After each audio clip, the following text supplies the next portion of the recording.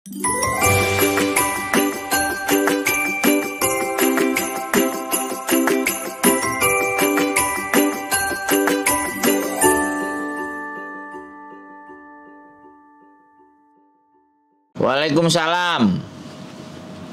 Halo Mas, aku Okta dari Jatim.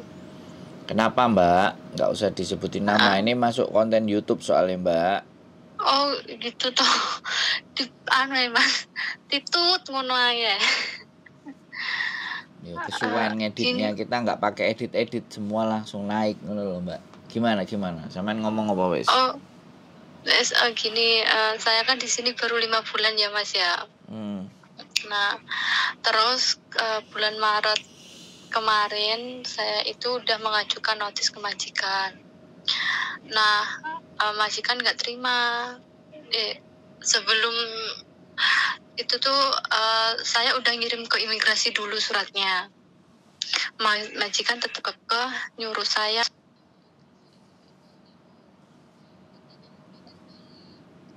di backlist lah atau gimana. Nyuruh apa? Nyabut? Suruh nyabut? Iya, bukan nyuruh nyambut. Dia tetap kekeh nyuruh sampai 2 tahun. Enggak batalin. Majikan belum tahu kalau saya udah ngirim ke imigrasi. Terus? Intinya majikan nyuruh saya sampai 2 tahun. Nggak boleh mutus kontrak. Kalau kamu mutus kontrak, kamu nanti didenda sekian ribu, terus sama di backlist. Saya di situ bilang nggak apa-apa, kalau mau di backlist silahkan, aku bilang gitu. Terus kamu nggak baca kontrak ya? Kamu tuh kontrak kamu tuh 2 tahun. Kamu di sini baru 4 bulan, kok udah notis intinya gitu. Terus surat yang aku kasih ke majikan itu dibawa anaknya majikan. Nah, kemarin tanggal 24 itu saya ngasih surat balasan dari imigrasi kan ke majikan. Majikan saya itu kan nenek umur 92 tahun. Jadi dia mungkin kayak kurang paham atau gimana, saya nggak ngerti. Cuma dia diem. Terus saya kirim ke anaknya, saya WA, saya bilang, ibumu ngomongi gak lek wis enek surat sangko imigrasi, cuma dibaca aja nggak dibales. Terus akhirnya saya memberanikan diri, saya WA, saya ngirim surat balasan dari imigrasi, saya kirim ke anaknya. Terus saya bilang gini, saya harus pulang, saya harus keluar dari rumah majikan sesuai tanggal dari imigrasi tanggal 10. Saya harap Anda mengerti keadaan saya, posisi saya gitu kan. Anda tahu sendiri keadaan ibu saya di rumah seperti apa, saya bilang gitu. Terus sama majikan tetap gak dibales. Terus saya WA ke agent, saya bilang ke agent kalau saya itu pengen pulang sesuai dengan batas akhir notis lah intinya gitu. Terus agent itu telepon anaknya majikan, bukan ke majikan saya. Intinya kamu nggak bisa notis, kamu nggak bisa pulang. Kalau kamu tetap pulang, majikan kamu nuntut kamu. Saya tanya, nuntut masalah apa? Bilang gitu kan. Ya karena kamu sudah berbohong, kamu nggak jujur masalah sakit kamu kan, bilang gitu. Saya kan sering sesek Mas, dada saya itu kalau musim dingin kayak gitu kan. Nah, dari awal di sini itu saya tuh saya jarang libur, setiap minggu libur, setiap hari Selasa itu libur, tapi saya tuh tidak diizinkan pulang, nggak diizinkan libur keluar gitu, nggak boleh. Jadi saya itu libur disuruh di rumah aja gitu loh. Nah, setelah 2 bulan di sini, saya memberanikan diri WA ke anaknya. Saya bilang, saya mau keluar, saya mau ketemu tante saya mau ngambil obat saya karena saya sering sesek, aku bilang gitu kan. Baru boleh diizinkan gitu loh lah. Terus ibu saya kan di rumah ini posisinya juga sakit kan. Saya ingin pulang kemarin, alasan saya di surat notis itu yaitu saya pengen pulang karena ibu saya sakit dan saya juga sering merasakan sesek. Alasan notis saya juga seperti itu. Nah, di situ majikan juga melihat kondisi ibu saya kan, keadaan ibu saya seperti apa. Majikan bilang gini, anaknya bukan majikan ya, anaknya majikan bilang gini, ini nggak apa-apa, ini cukup kamu kirim uang aja, bilang gitu. Ya, saya kaget dong kan, mungkin orang Hongkong nggak seperti orang Indonesia lah Mas ya. kalau orang Indonesia kalau ada ibu kalau bisa ya dirawatlah seperti itu. Nah ini majikan tetap kekeh mau nuntut saya, itu gimana Mas? Nuntut apaan, Mbak? Gara-gara saya bohongin masalah penyakit saya. Loh kok kamu waktu interview kamu sehat, kok kok kok sakit nuto, kamu nggak bilang jujur sama saya kalau kamu sakit, bilang gitu. Yang dituntut itu kenapa saya berbohong masalah penyakit saya itu loh Mas. Sekarang gini ya Mbak, kan ada medical Iya. loh. Iya. Nah hasilnya medical bagaimana? Kenapa kok medical memberikan izin untuk berangkat? Selama PT mengizinkan berangkat ya sampean nggak bisa disalahkan loh. Disalahkan PT kok. Kan saya sudah medical sama PT dan saya medical berbayar kan. Ya, makanya itu. Ya terus gini Mbak, dengerin. Iya. Sampean kan nanya nih, sampean nanya opo ngasih tahu saya. Kalau sampean nanya, saya yang jawab. Nanya. Tapi kalau sampean ngasih tahu saya dengerin terus sampai habis. Oh iya, maaf Mas, maaf. Iya enggak, karena soalnya gini loh Mbak. Iya. Sampean ini orangnya ngeyel, ngerti enggak? Nggih. Karakternya sampean itu ngeyel. Jadi pada saat orang itu kalau sudah cara berpikirnya itu mengeyel, cara berpikirnya itu ndak terima, ya kan? Ya saya nggak ngerti keadaan dan kondisi orang tua sampean memang sakit atau semuanya dan kondisi fisik sampean juga sakit atau gimana. Tapi setidaknya Hongkong itu keras. Kalau kita itu asal-asalan, kita kelihatannya yang terjadi akan seperti ini. Saya tidak akan membela majikan, saya juga tidak akan membela sampean, tapi saya mau mendudukkan persoalan ini pada semestinya. Peraturan Hongkong, siapapun yang mau menghentikan kontrak, entah itu majikan, entah itu sampean, ya CC, itu semuanya punya hak prerogatif, punya hak mutlak. Mau itu alasannya sakit, mau itu alasannya orang tua, sampean alasannya secret reason, alasan rahasia itu pun boleh. Jadi alasan apapun itu boleh, Mbak, untuk memutuskan kontrak.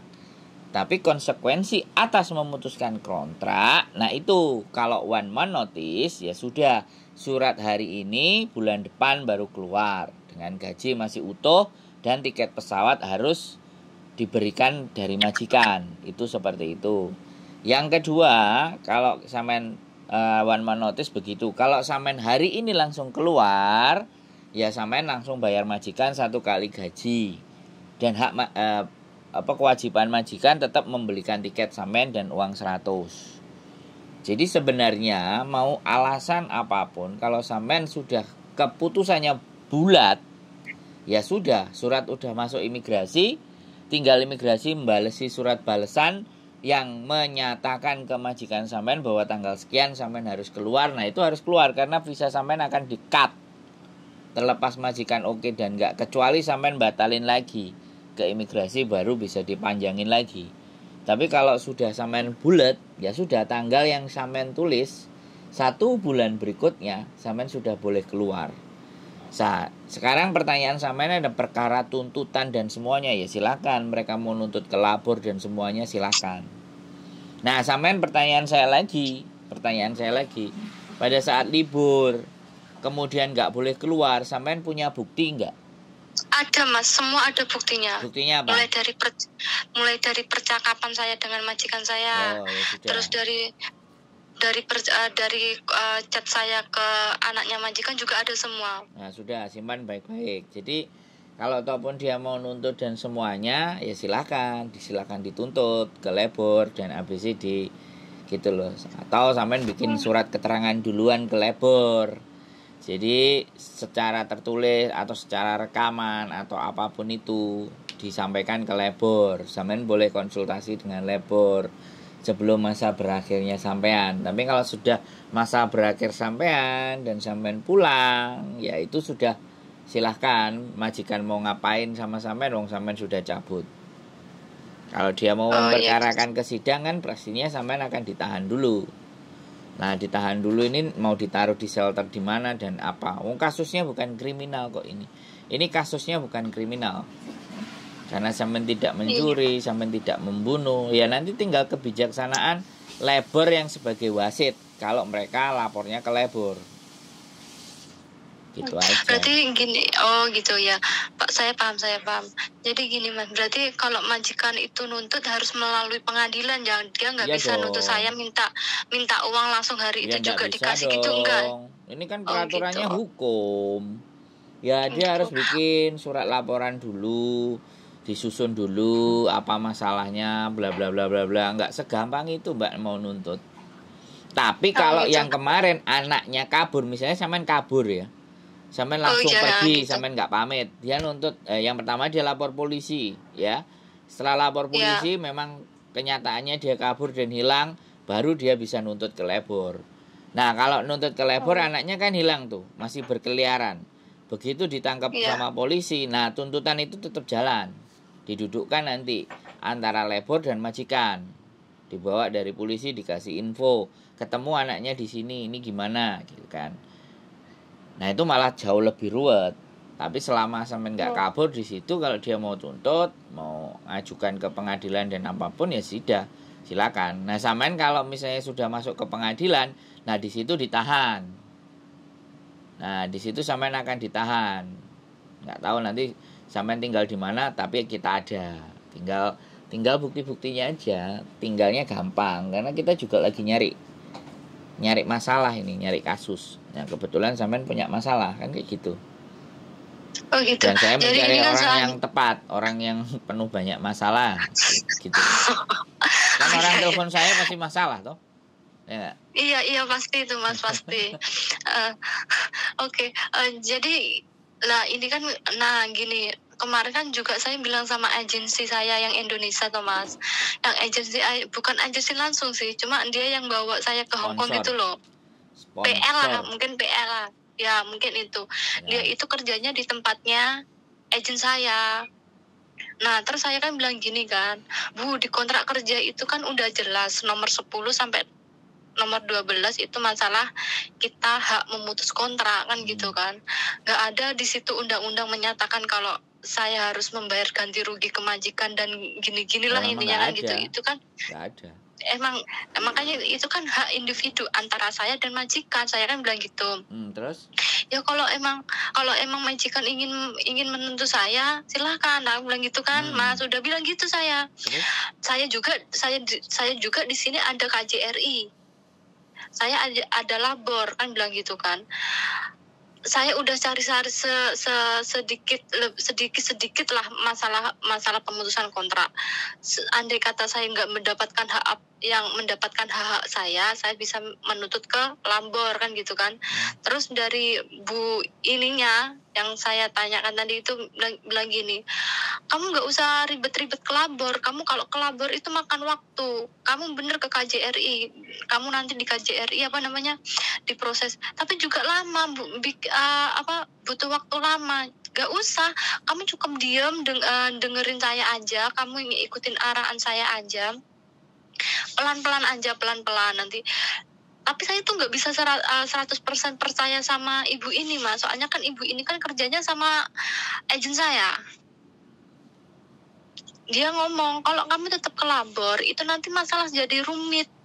Nah ini saya mau minta tolong ke siapa loh Bu, aku bilang gitu. Soalnya sampean sendiri dari awal saya di sini sampean nggak pernah nemuin saya. Kayak gituin. Dari agen pun dari awal di sini saya dapat masalah juga dia nggak ada respon. Waktu paspor ditahan sampai sekarang saya nggak pegang juga, sampai mana bantu, nggak ada, aku bilang gitu Mas. Jadi seandainya kalau mungkin minggu depan saya cuti libur terus konsultasi ke labor itu nggak apa-apa ya? Kalau hari Selasa libur sampean oke. Oh gitu, soalnya kalau liburnya sampean hari Minggu labor tutup. Oh gitu, jadi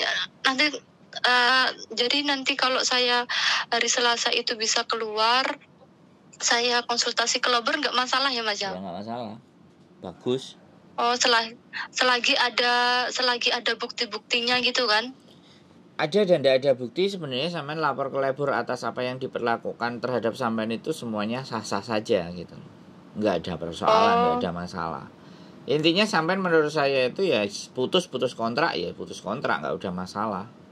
Cuman kadang-kadang gitu. sampean sendiri yang khawatir ini, begitu diomongin Iya, dituntut dan iya, apa-apa jadi sampeannya wis bingung nggak karu-karuan. Iya, benar-benar Mas. Soalnya ya itu tadi kayak dari segi agent sama agent saya itu. Sampean nggak usah ceritain itu semuanya sama saya. Kasusnya sampean itu kan udah komplit, udah jelas bahwa sampean itu khawatir toh. Iya. Sampean itu takut toh. Kita ambil kesimpulan Iya. aja. Nek sampean ceritain kronologisnya itu bisa 30 menit saya dengerin kronologisnya sampean.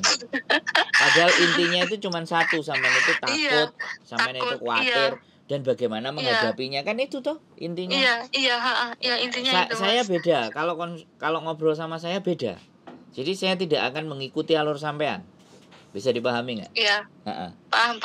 Selama saya udah tahu poinnya, udah ya kita fokus pada poinnya. Oh iya.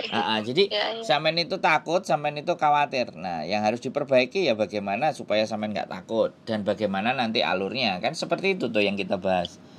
Jadi jangan sampean cerita lagi semuanya. Sampean baleni 20 kali.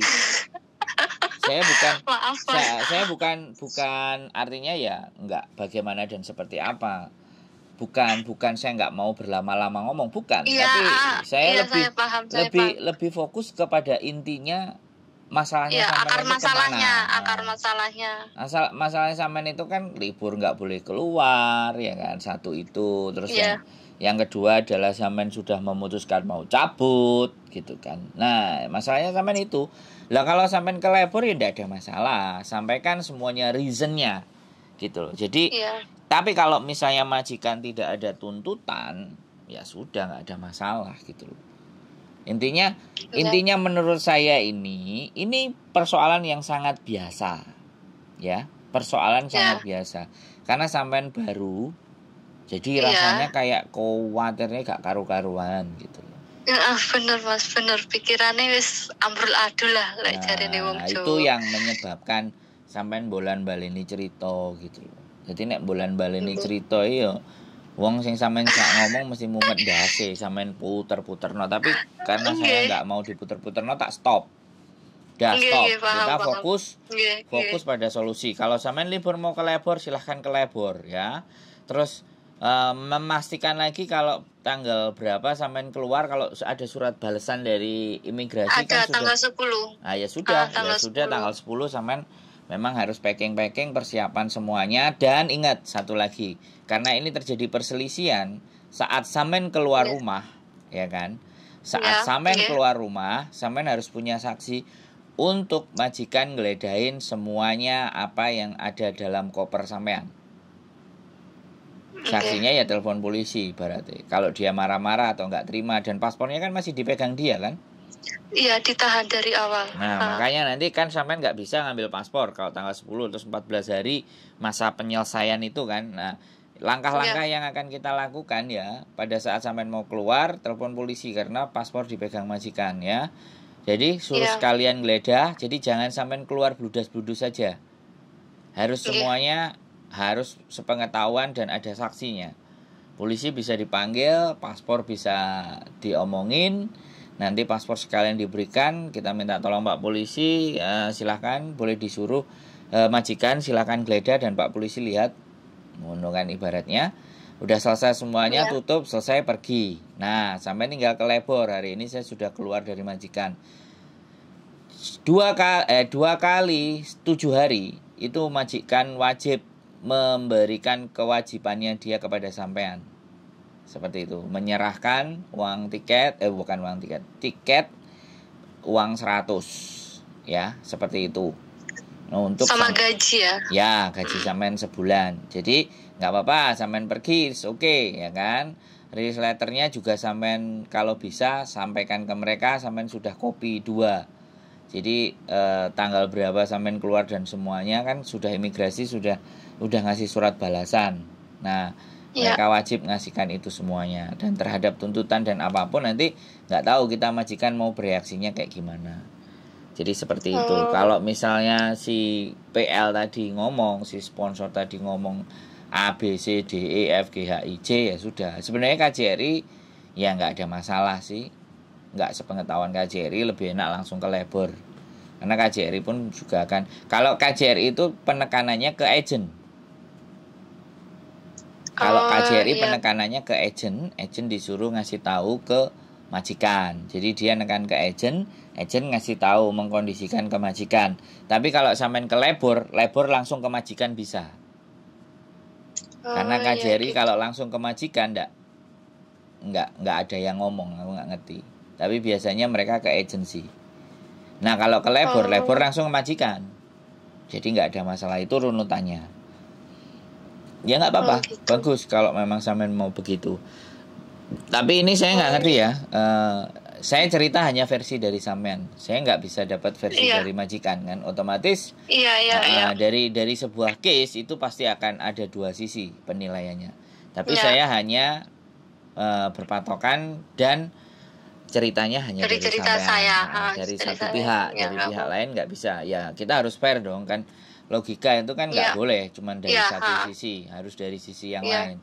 Dari sisi majikan bagaimana dan seperti apa gitu loh. Nah, kalau sampean punya masalah penyakit dan ABCD, kan sebelum berangkat sampean medikal. Lah dinyatakan medikal. Sebentar, medikal dinyatakan tidak ada masalah, artinya ya tidak ada persoalan. Kalau sekarang sampean dituduhnya bohongi dan ABCD, ya dia suruh nuntut PT yang memberangkatkan sampean, kan sudah ada bukti medikalnya gitu. Halo? Bisa dipahami? Ya, gitu. Paham. Nah, sekarang sudah jelas. Sekarang fokus saja ke masalahnya sampean apalagi. Udah Mas itu. Jadi nanti seandainya agent saya menghubungi saya, kan ini anaknya majikan kan mendiamkan saya kan.